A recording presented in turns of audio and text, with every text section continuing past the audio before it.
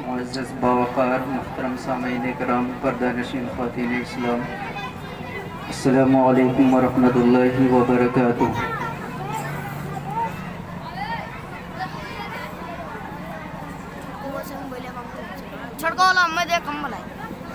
الحمد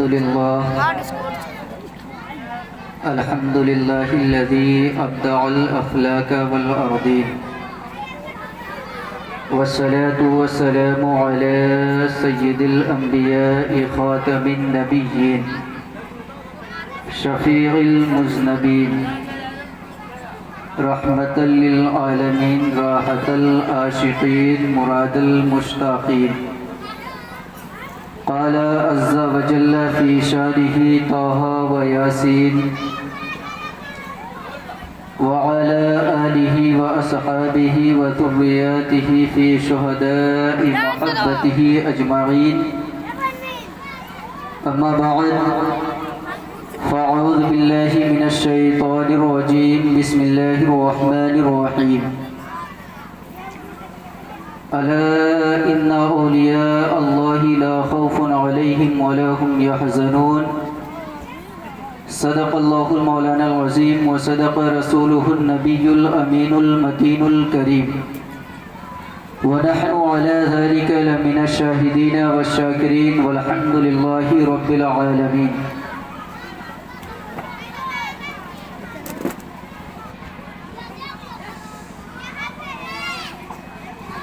آپ حضرات جو بزرگ ہیں وہ تھوڑا سامنے آ جائیں، تھوڑا سامنے آ جائیں تو اچھا لگے گا، دیکھنے میں مزہ، بولنے میں مزہ بھی آئے گا تھوڑا۔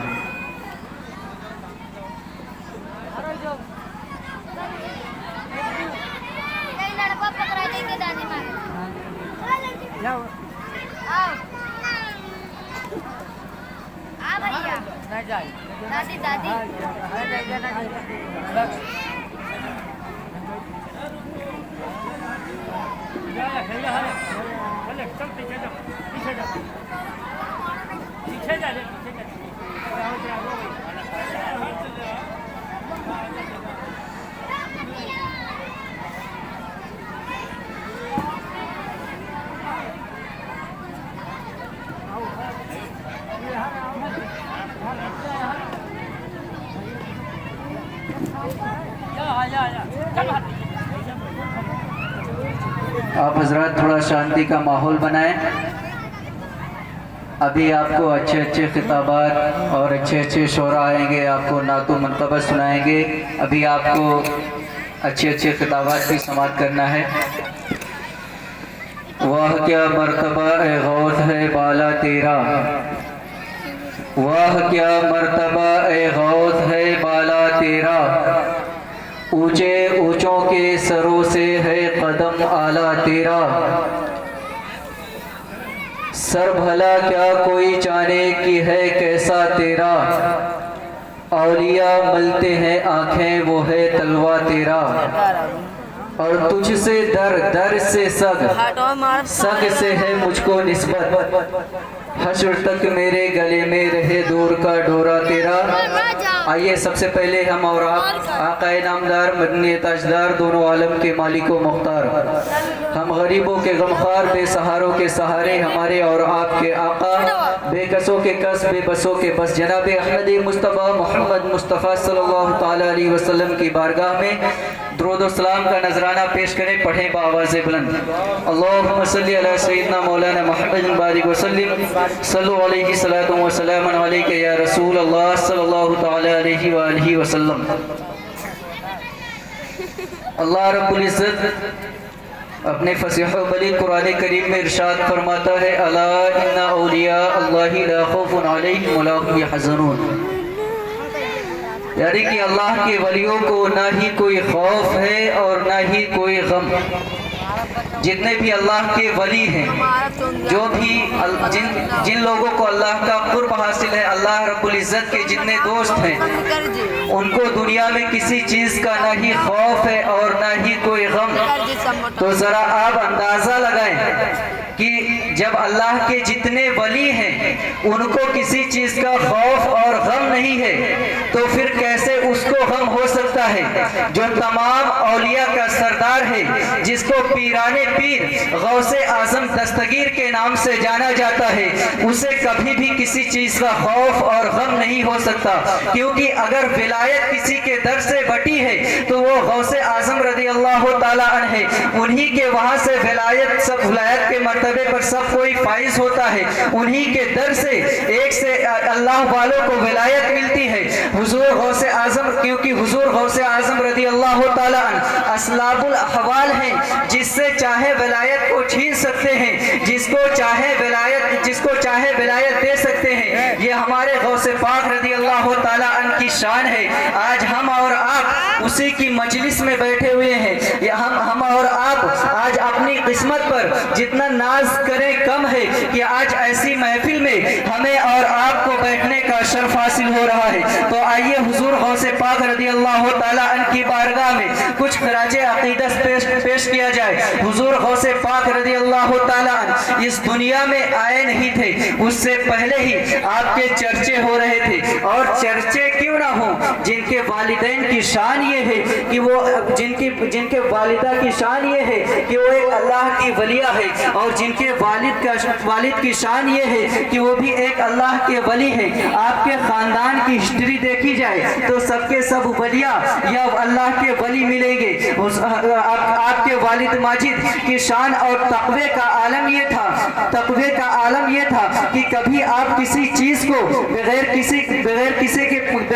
کسی دوسرے کی چیزوں کو ہاتھ نہیں لگاتے تھے جب تک اس سے اجازت نہ طلب کر لیں۔ آپ کے تقوی کا یہ عالم تھا کہ ایک بار آپ دریا کے کنارے سے گزر رہے ہیں کہ آپ کو ایک سیب دکھائی دیا، آپ نے دریا سے سیب کو اٹھایا، اس کے بعد اس کو تناول فرما لیا۔ کھانے کے بعد میں آپ کو یہ چیز احساس ہوئی کہ معلوم نہیں کس کا یہ سیب تھا، دریا سے بہتا ہوا جا رہا تھا، میں نے اس سیب کو کھا لیا ہے۔ حضور غوث پاک رضی اللہ تعالیٰ عنہ کے والد کے ذہن میں یہ بات آتی ہے، اور آپ یہ سوچتے ہیں کہ آج میں جب یہاں پر ہوں، آج دنیا میں ہوں، میں نے اس کو کھا لیا، اگر کل میدان محشر میں مجھ سے اس چیز کی پوچھ تاچھ کی جائے گی تو میں کیا جواب دوں گا؟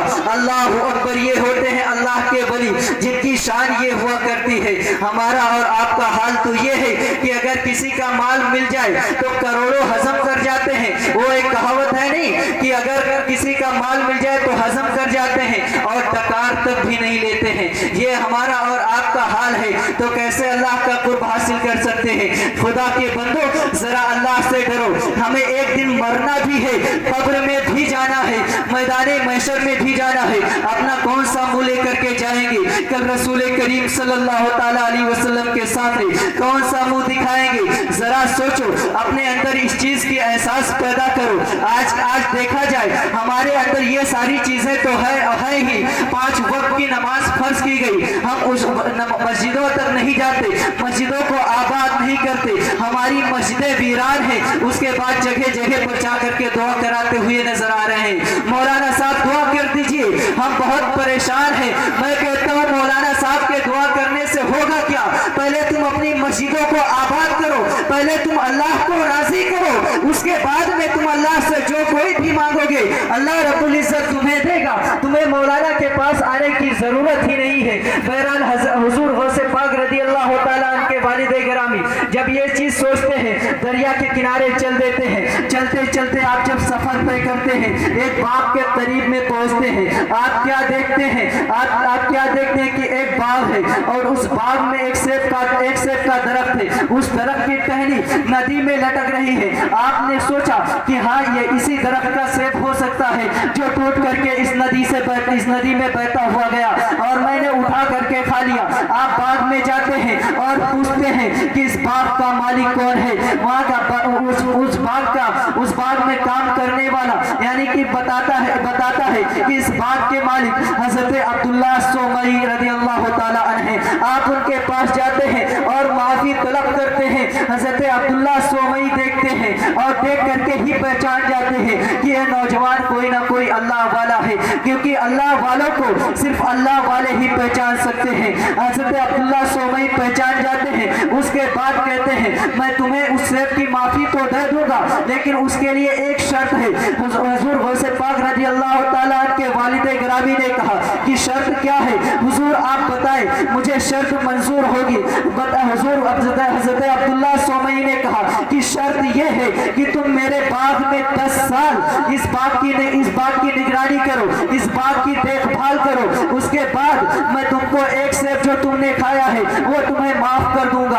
अल्लाह अकबर। जरा अंदाजा तो लगाइए कि एक सेब की माफी के लिए 10 साल की निगरानी करें। आजकल का अगर मुसलमान होता तो यही कहता हुआ नजर आता कि मुझे नहीं करनी है, तुमको जो पैसे लेने हो ले लो। अगर किसी तरीके से पहुंचता भी तो ये कहता, वैसे बहुत मुश्किल है कि वहां तक पहुंचता ही। ये हमारा और आपका हाल है। बहरहाल हजरत अब्दुल्ला सोमई जब ये कहते हैं आप बाग की निगरानी करने लगते हैं, आप बाग में काम करते हैं। जब 10 साल का अरसा गुजर जाता है, आप हजरत अब्दुल्ला सोमई के पास में जाते हैं और अर्ज करते हैं हुजूर 10 साल का अरसा गुजर चुका है, अब तो मुझे माफी मिल जाएगी। हजरत अब्दुल्ला सोमई ने कहा कि हाँ तुम्हें माफी मिल जाएगी, लेकिन एक शर्त और है। हजरत गौसे पाक रज़ी अल्लाह ताला अन्हु के वालिद ने कहा हुजूर वो भी शर्त बताए। हजरत अब्दुल्ला सोमई ने कहा कि मेरी एक लड़की है जो दोनों पैरों से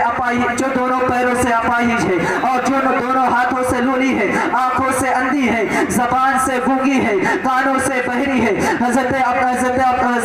हुजूर गौसे पाक रज़ी अल्लाह ताला अन्हु के वालिद गिरामी थोड़ा सोचते हैं, उसके बाद कहते हैं हुजूर मुझे ये भी शर्त मंजूर है। हजरत अब्दुल्ला सोमई की उस लड़की के साथ में शादी हो जाती है।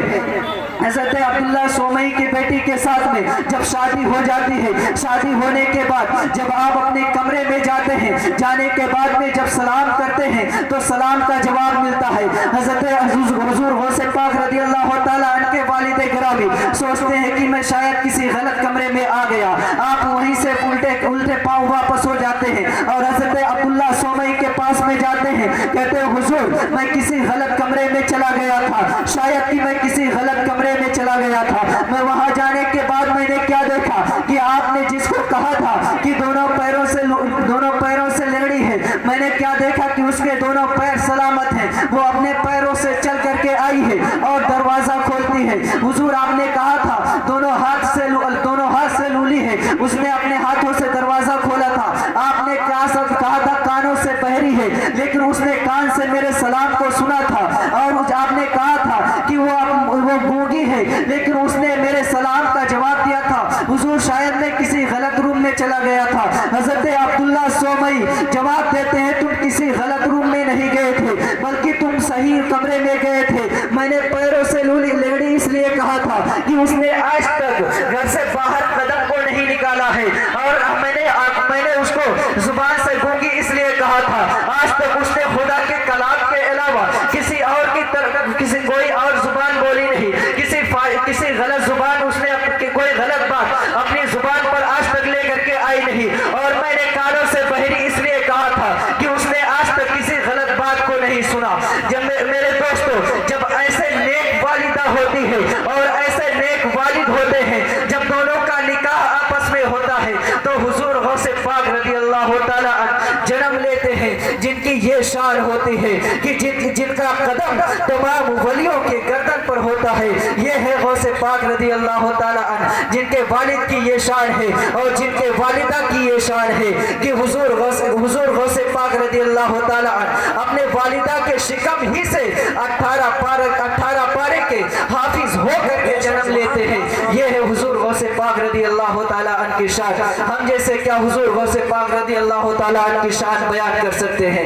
बयान करने के लिए अगर वक्त चाहिए, इतना वक्त नहीं है कि बयान किया जा सके। अगर हुजूर गौसे पाक रदी अल्लाह ताला अन्हु की शान बयान की जाए तो कई रातें गुजर सकती हैं, लेकिन आपका तारुफ, आपकी शान में जो बयान किया जाएगा वो नहीं खत्म हो सकता। ये मुख्तसर से शान मेरे लायक जो थी वो मैंने बयान किया। फिर इंशाअल्लाह अगर कभी मुलाकात होगी तो और आगे की बातें होंगी। बस मैं अपनी गुफ्तगू को यहीं पर ख़त्म करना चाहता हूँ। जो है अगलात उसे माफ़ फरमाए रब्बे कायनात। वमा अलैना इल्लल बलाग। ज़िंदगी रहेगी तो फिर मिलेंगे। फूल चुन शाद रहे, बाग में जाता हूँ मैं, गुलशन तेरा आबाद रहे। वमा अलैना इल्लल बलाग। अस्सलामु अलैकुम।